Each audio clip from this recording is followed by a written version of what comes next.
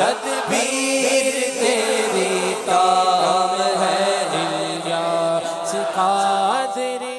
اعوذ باللہ من الشیطان الرجیم۔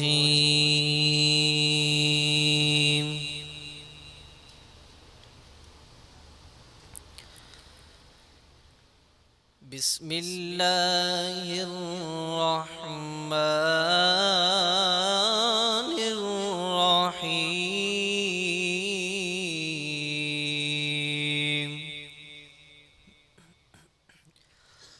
ومن احسن قولا ممن دعا الى اللہ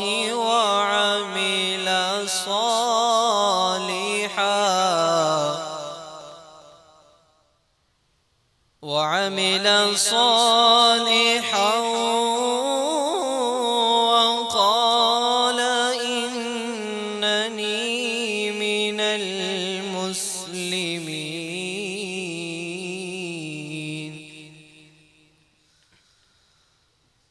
ومن أحسن قولا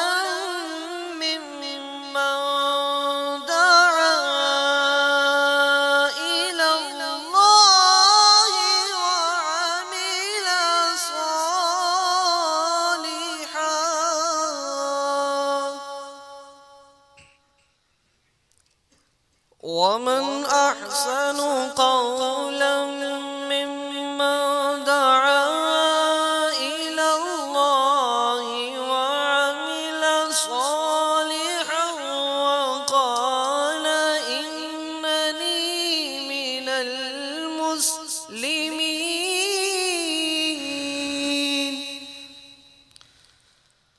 ولا تستوي الحسنة ولا السيئة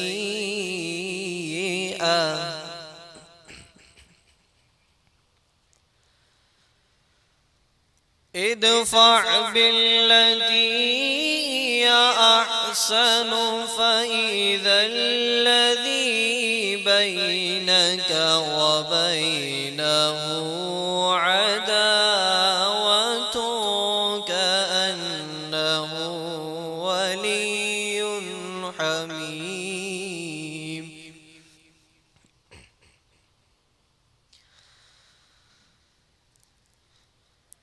ادفع بالتي هي أحسن فإذا الذي بينك وبينه عداوة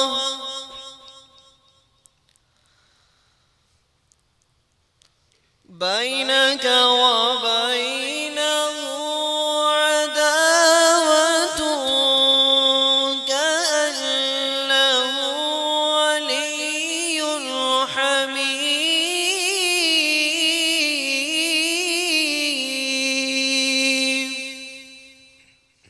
وما يلقاها إلا الذين صبروا وما يلقاها إلا ذو حظ عظيم۔ آمنت بالله صدق الله العظيم۔ حب دنیا سے تو بچا یا رب،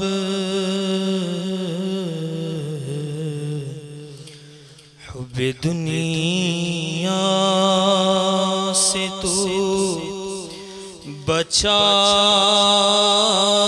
یا رب، عاشق مصطفیٰ بنا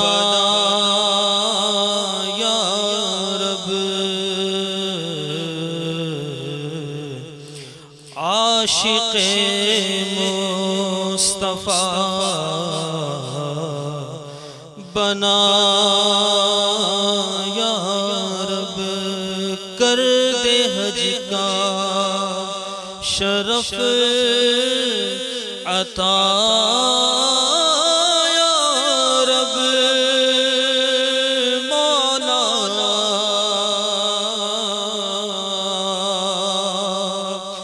کر دے حج کا شرف عطا یا رب،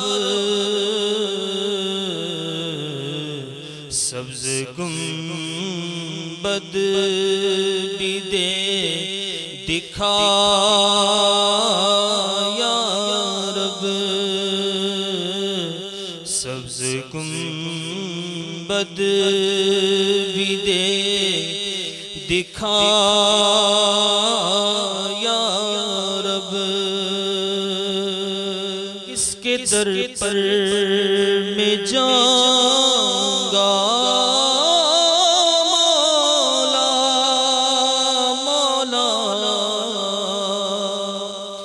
کس کے در پر میں جاؤں گا مولا، گر تو ناراض ہو گیا یا رب، گر تو ناراض ہو گیا یا رب، طالب مغفرت ہوں یا اللہ،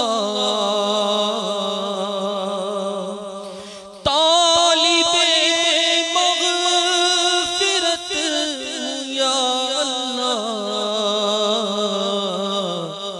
بخش دے بحر مرتضیٰ یا رب، سب نے ٹھکرا دیا تو کیا پرواہ مولا، سب نے ٹھکرا دیا تو کیا پرواہ، کو ہے تیرا آسرا یا رب، کر دے جنت میں تو جوار ان کا،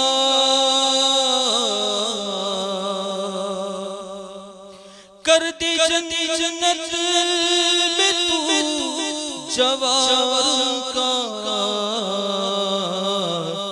اپنے عطار کو عطا یا رب، عاشق مصطفیٰ بنا یا رب۔ الحمدللہ رب العالمین، والصلاة والسلام علی سید المرسلین، اما بعد فاعوذ باللہ من الشیطان الرجیم، بسم اللہ الرحمن الرحیم، الصلاة والسلام علیک یا رسول اللہ وعلی آلک واصحابک یا حبیب اللہ، الصلاة والسلام علیک یا نبی اللہ وعلی آلک واصحابک یا نور اللہ۔ تبلیغ قرآن و سنت کی عالمگیر غیر سیاسی تحریک دعوت اسلامی کے اشاعتی ادارے مکتبۃ المدینہ کی مطبوعہ کتاب غیبت کی تباہ کاریاں کے صفحہ نمبر 432 کے اوپر سے ایک حدیث پاک عرض کرتا ہوں۔ فرمان مصطفیٰ صلی اللہ تعالی علیہ وآلہ وسلم، جس نے مجھ پر 10 مرتبہ صبح اور 10 مرتبہ شام درود پاک پڑھا، اسے قیامت کے دن میری شفاعت ملے گی۔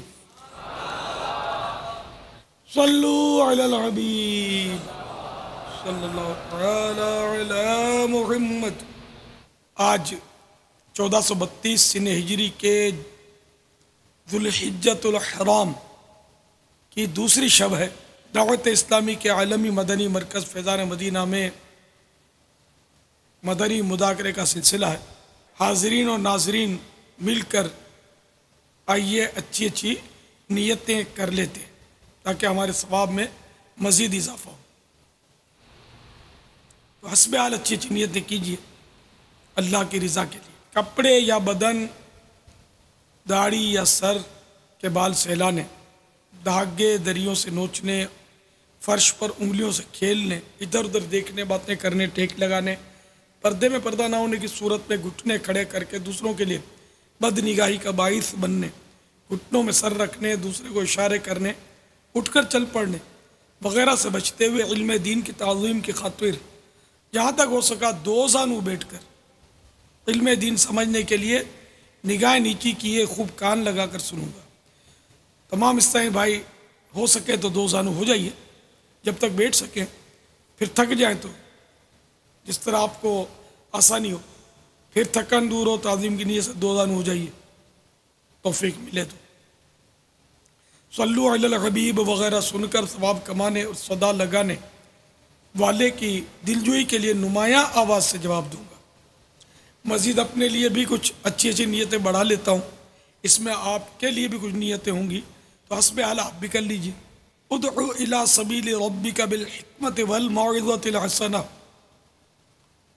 اور بخاری شریف کی حدیث پاک بلغوا عنی ولو آیہ، یعنی پہنچا دو میری طرف سے اگرچہ ایک ہی آیت ہو۔ اس آیت و حدیث میں احکام دیے گئے ان کی پیروی کروں گا، نیکی کا حکم دوں گا اور برائی سے منع کروں گا۔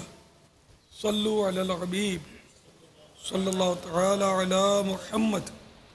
مدنی مذاکرے کا سلسلہ ہے، آپ سوالات کیجئے، ہر سوال کا جواب اور وہ بھی ثواب دے پاؤں یہ ضروری نہیں، معلوم ہوا تو عرض کرنے کی صحیح کروں گا، اگر بھول کرتا پائیں تو فوراً میری اصلاح فرمائیں، مجھے آئیں بائیں شائیں کرتا اپنے موقع پر بلا وجہ اڑتا نہیں، شکریہ کے ساتھ رجوع کرتا پائیں گے انشاءاللہ عز و جل۔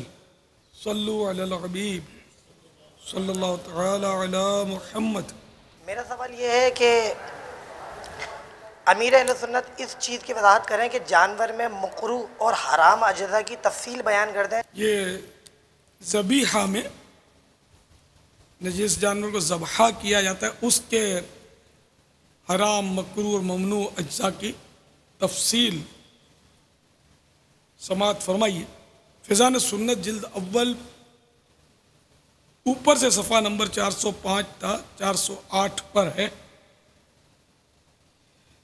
میرے آقا اعلی حضرت امام احمد رضا خان علیہ رحمت الرحمن فرماتے ہیں حلال جانور کے سب اجزاء حلال ہیں مگر بعض کے حرام یا ممنوع یا مکروہ ہیں۔ نمبر 1 رگوں کا خون، نمبر 2 پتا، 3 تھوکنا یعنی مثانہ جس میں پیشاب جمع ہوتا ہے، علامات مادہ و نر یعنی جس سے نر اور مادہ کی پہچان ہوتی ہے، یہ غالباً سب سمجھتے ہوں، سمجھدار جو ہیں، بیضے یعنی کپورے، غدود، حرام مغز، حرام مغز یہ ریڑھ کی ہڈی کے اندر ہوتا ہے، ریڑھ کی ہڈی یہ پیٹھ پر ہوتی ہے، گردن یعنی سر کے جوڑ سے شروع ہو کر یہ ساری مطلب یہ کہ پیٹھ کے آخر تک ایک گول ہڈی ہوتی ہے۔ آپ نے سنا ہوگا بعض لوگ بولتے ہیں میرا وہ منکا ہٹ گیا ہے، تو بہرحال یہ پیچھے جو گول گول تسبیح کے دانے کی طرح ہڈی ہوتی ہے یہ ریڑھ کی ہڈی کہلاتی ہے۔ اس کے بیچوں بیچ سفید ڈوری ہوتی ہے، ڈوری نما سفید، اس کو حرام مغز، اس کا نام ہی حرام مغز ہے۔ نمبر 9 گردن کے 2 پٹھے کے شانوں تک کھینچے ہوتے ہیں، یہ اس طرف ہوتے ہیں، پیلے پیلے ہوتے ہیں، گلتے بھی نہیں ہیں. نمبر 10 جگر یعنی کلیجی کا خون.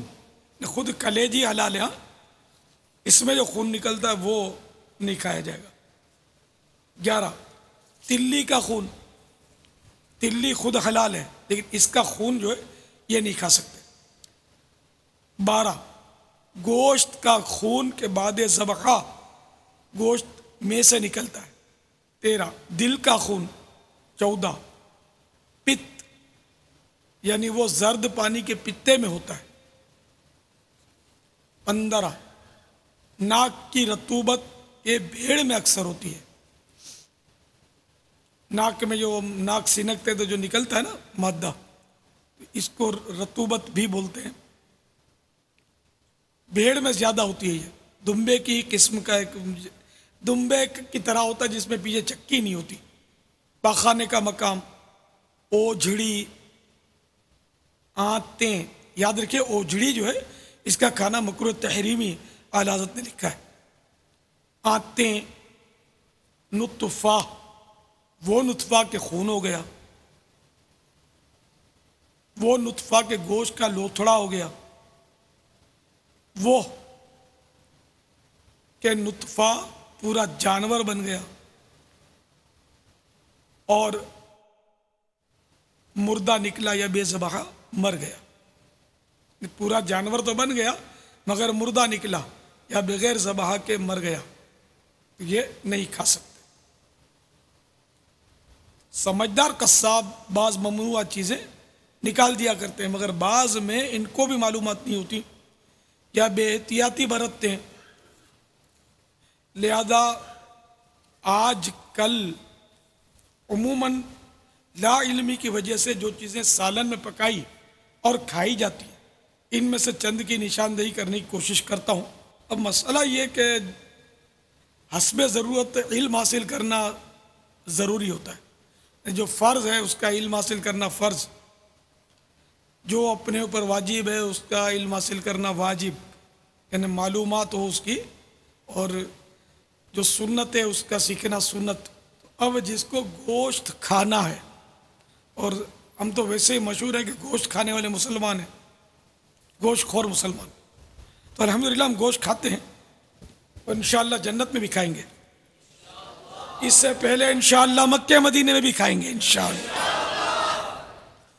اب یہ کہ گوشت کھائیں گے تو صحیح. چلیے جنت میں تو ہم سمجھے کہ ہم یہ علم حاصل کرنا اور وہاں یہ نہیں ہوگا، ہم کو سب پتہ ہوگا اور ہمیں جو بھی ملے گا وہ حلال ہی ملے گا. وہاں نہ نجاست ہے، نہ حرام ہے، نہ کوئی گندگی ہے، وہاں کچھ بھی نہیں. وہاں لیٹرنگ بھی نہیں ہوں گے جنت میں. خوشبودار ڈکار آئے گی، کھانا ہضم ہو جائے گا. ڈکار وہ بھی خوشبودار، اللہ کی رحمت. انشاءاللہ ضرور ہم آقا کے صدقے میں جنت پائیں گے انشاءاللہ. تو بہرحال یہ کہ اب بھی یہ سب سیکھنا پڑے گا نا، جنت میں جانے کے یہ بھی اسباب ہیں نا. تو جس کو مسئلہ یہ کہ جس کو گوشت کھانا ہے اس کو یہ جاننا، بعض چیزیں تو جاننا فرض ہے، بعض چیزیں یعنی کہ جن کا کھانا حرام قطعی ہے ان کا سیکھنا فرض ہے، اور جن کا کھانا مکروہ تحریمی ہے ان کا جاننا واجب ہے. اب یہ کہ گوشت میں حرام اجزاء بھی ہیں قطعی حرام، جیسے کہ دم مسفوح یعنی وہ بہتا ہوا خون جو ذبح کے وقت نکلا، وہ یہ حرام قطعی ہے. اس کا جاننا سب مسلمان فرض ہے، سب کو معلوم ہو کہ اس کا کھانا حرام قطعی ہے. تو بہرحال یہ سیکھنا ضروری ہے. اللہ کا کرم ہے کہ فیضان سنت میں بھی ہیں یہ، اور یہ ابلغ گھوڑے سوار اس میں بھی یہ مضمون موجود ہے، مگر ظاہر ہے یہ اختصار کے ساتھ مختصر سا ہے. خون جس کا کھانا حرام ہے، ذبح کے وقت جو خون نکلتا ہے اس کو دم مسفوح کہتے ہیں. یہ ناپاک ہوتا ہے، اس کا کھانا حرام ہے. بعد ذبح جو خون گوشت میں رہ جاتا ہے، مثلا گردن کے کٹے ہوئے حصے پر، دل کے اندر، کلیجی اور تلی میں، اور گوشت کے اندر کی چھوٹی چھوٹی رگوں میں یہ اگرچہ ناپاک نہیں مگر اس خون کا بھی کھانا ممنوع ہے، لہذا پکانے سے پہلے صفائی کر لیجئے۔ گوشت میں کئی جگہ چھوٹی چھوٹی رگوں میں خون ہوتا ہے، ان کی نگہداشت یعنی دیکھ بھال کافی مشکل ہے۔ پکنے کے بعد وہ رگیں کالی ڈوری کی طرح ہو جاتی ہیں، خاص کر بھیجے، سیری پائے اور مرغی کی ران اور پر کے گوشت وغیرہ میں باریک کالی ڈوریاں دیکھی جاتی ہیں، کھاتے وقت ان کو نکال دیا کریں۔ مرغی کا دل بھی ثابت نہ پکائیے، لمبائی میں 4 چیرے کر کے اس کا خون پہلے اچھی طرح صاف کر لیجئے۔ حرام مغز، یہ سفید ڈورے کی طرح ہوتا ہے جو کہ بھیجے سے شروع ہو کر گردن کے اندر سے گزرتا ہوا پوری ریڑھ کی ہڈی میں آخر تک جاتا ہے۔ ماہر قصاب گردن اور ریڑھ کی ہڈی کے بیچ سے 2 پرکالے یعنی 2 ٹکڑے کر کے حرام مغز نکال کر پھینک دیتے ہیں، مگر بارہا بے احتیاطی کی وجہ سے تھوڑا بہت رہ جاتا ہے اور سالن یا بریانی وغیرہ میں پک بھی جاتا ہے۔ چنانچہ گردن، چانپ اور کمر کا گوشت دھوتے وقت حرام مغز تلاش کر کے نکال دیا کریں۔ یہ مرغی اور دیگر پرندوں کی گردن اور ریڑھ کی ہڈی میں بھی ہوتا ہے۔ پکانے سے قبل اس کا نکالنا بہت مشکل ہے، لہذا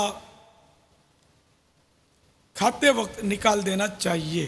پٹھے، گردن کی مضبوطی کے لیے اس کی دونوں طرف پیلے رنگ کے 2 لمبے لمبے پٹھے کندھوں تک کھینچے ہوئے ہوتے ہیں، ان پٹھوں کا کھانا ممنوع ہے۔ گائے اور بکری کے تو آسانی سے نظر آ جاتے ہیں، مگر مرغی اور پرندوں کی گردن کے پٹھے آسانی نظر نہیں آتے، کھاتے وقت ڈھونڈ کر یا کسی جاننے والے سے پوچھ کر نکال دیجیے۔ غدود، گردن پر، حلق میں اور بعض جگہ چربی وغیرہ میں چھوٹی بڑی، کہیں سرخ اور کہیں مٹیالے رنگ کی گول گول گانٹھیں ہوتی ہیں، ان کو عربی میں غدہ اور اردو میں غدود کہتے ہیں۔ یہ بھی مت کھائیے، پکانے سے پہلے ڈھونڈ کر نکال دیجیے، اگر پکے ہوئے گوشت میں بھی نظر آ جائے تو نکال دیجیے۔ کپورا، کپورے کو خصیہ، فوتا یا بیضہ بھی کہتے ہیں، ان کا کھانا مکروہ تحریمی ہے۔ یہ بیل، بکرے وغیرہ نر یعنی مذکر میں نمایاں ہوتے ہیں۔ نر مرغے کا پیٹ کھول کر آنتیں ہٹائیں گے تو پیٹھ کی اندرونی سطح پر انڈے کی طرح سفید 2 چھوٹے چھوٹے بیج نما نظر آئیں گے، یہی کپور ہیں، ان کو نکال دیجیے۔ افسوس، مسلمانوں کی بعض ہوٹلوں میں دل کلیجی کے علاوہ بیل بکرے کے کپورے بھی توے پر بھون کر پیش کیے جاتے ہیں۔ غالباً ہوٹل کی زبان میں اس ڈش کو کٹا کٹ کہا جاتا ہے، شاید اس کو کٹا کٹ اس لیے کہتے ہوں گے کہ گاہک کے سامنے ہی دل یا کپورے وغیرہ ڈال کر تیز آواز سے توے پر کاٹتے اور بھونتے ہیں، اس سے کٹا کٹ کی آواز گونجتی ہے۔ اوجھڑی، اوجھڑی کے اندر غلاظت بھری ہوتی ہے، اس کا کھانا مکروہ تحریمی ہے، مگر مسلمانوں کی ایک تعداد ہے جو آج کل اس کو شوق سے کھاتی ہے۔ واللہ تعالی اعلم ورسولہ اعلم عز وجل وصلی اللہ تعالی علیہ وآلہ وسلم۔ صلو علی الحبیب صلی اللہ تعالی علی محمد۔ میرا نام محمد فرحان اتاری ہے۔ بابا جان کی بارگاہ میں ایک سوال ہے کہ جب جانور کو قصاب گرا دیتا ہے تو پھر لوگ کہتے ہیں اس کو کعبے کی سمت کیا جائے، تو جانور کو بڑی اذیت ہوتی ہے، اس کو بری طریقے سے کھینچا جاتا ہے، تو آیا اس کا کیا حکم ہوگا کہ اگر جانور کو جس سمت گرایا گیا اسی سمت کاٹ دیا جائے تو قربانی میں کوئی حرج تو نہیں آئے گا؟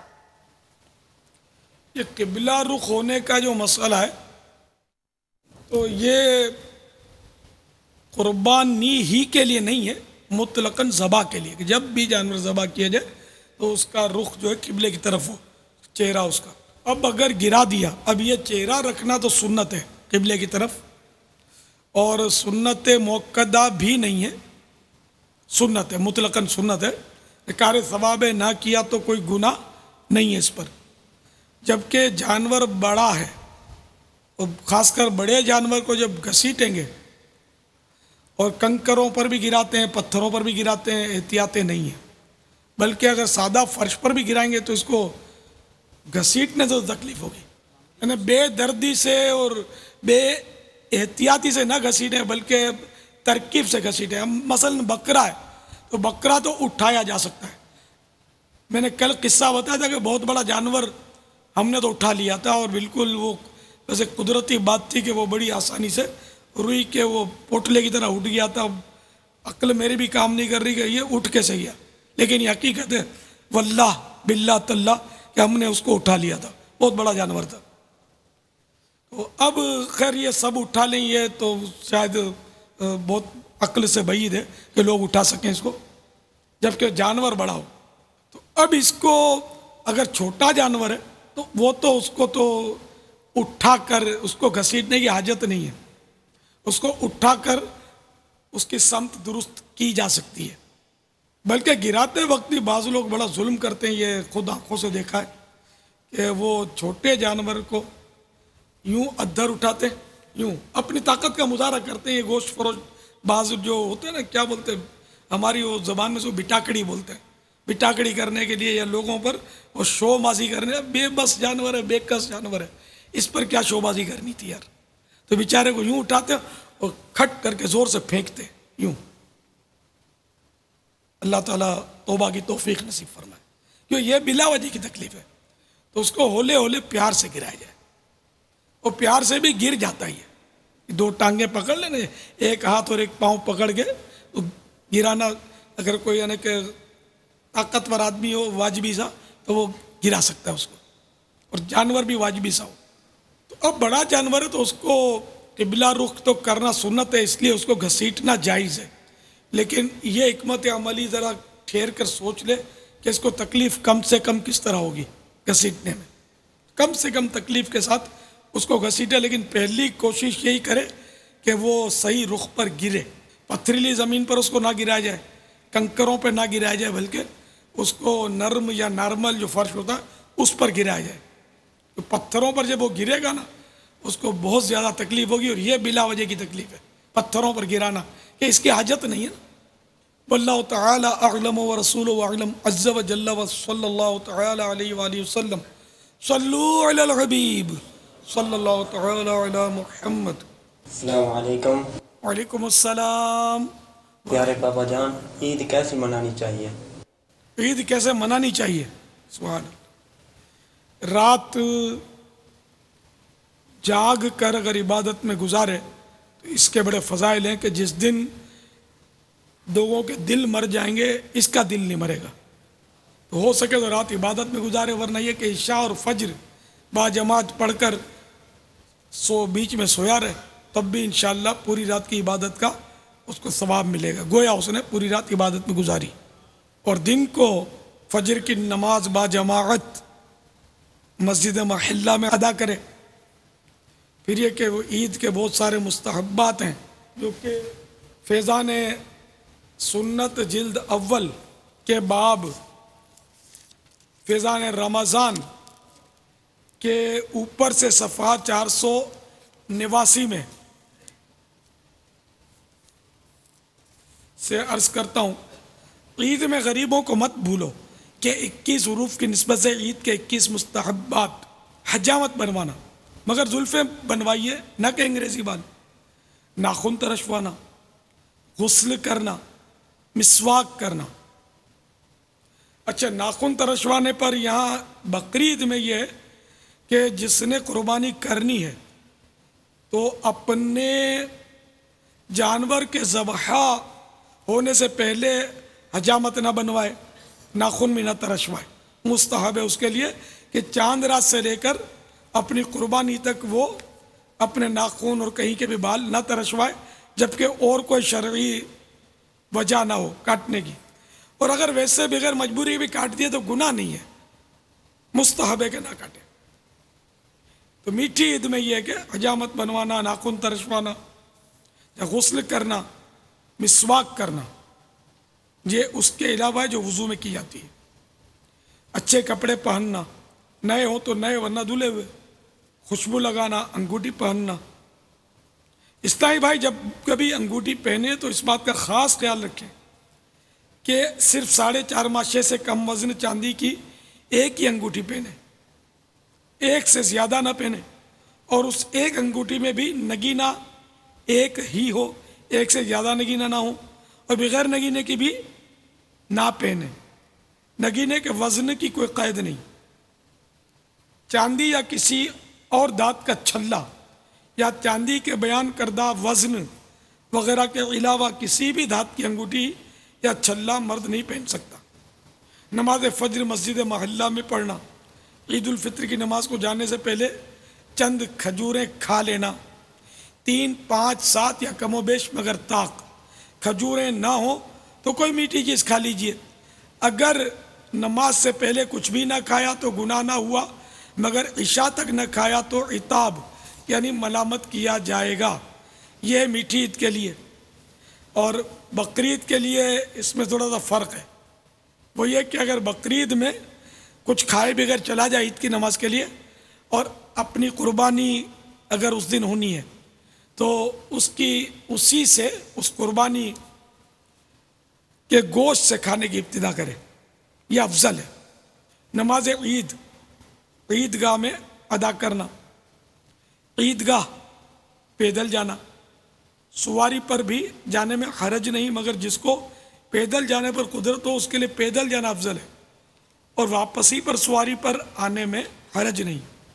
نماز عید کے لیے ایک راستے سے جانا اور دوسرے راستے سے واپس آنا، عید کی نماز سے پہلے صدقہ فطر ادا کرنا، افضل تو یہی ہے، مگر عید کی نماز سے قبل نہ دے سکے تو بعد میں دے دے، یہ عید الفطر کا ہے۔ خوشی ظاہر کرنا، کثرت سے صدقہ یعنی خیرات دینا،